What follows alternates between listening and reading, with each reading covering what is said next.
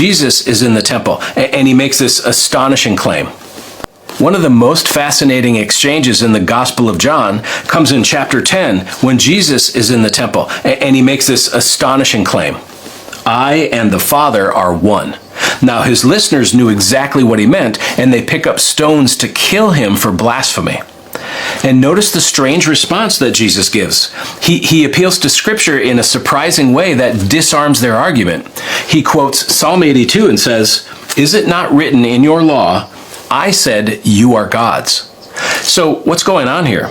Well, in Psalm 82, God addresses Israel's judges. These are the human rulers who were supposed to represent God's authority and carry out justice. And he calls them gods. In Hebrew, the word is Elohim, because they'd been entrusted with his word and his authority. And the problem was, those judges were corrupt. They ruled unjustly, and God warned them that although they carried his title, they would still die like men.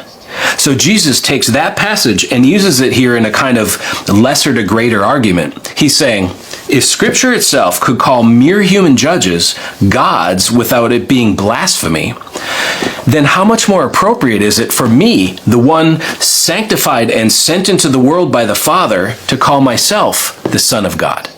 See the logic? If the term could be applied to sinful men, how much more fitting is it for the one who perfectly embodies God's authority? And notice the way Jesus frames it. He says, Scripture cannot be broken. That's his way of saying, you can't dismiss or nullify what's written. He's holding his accusers to the authority of their own scriptures. He's exposing their inconsistency. If they accept that divine language could be used for men, they have no grounds to charge Jesus with blasphemy for claiming divine sonship. In fact, his argument sharpens the point. He's not simply a godlike representative the way those judges were. He is the Son of God in the fullest sense, the one set apart and sent into the world to reveal the Father.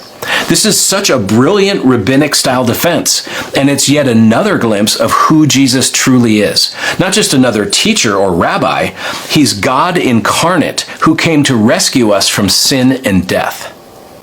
One of the most fascinating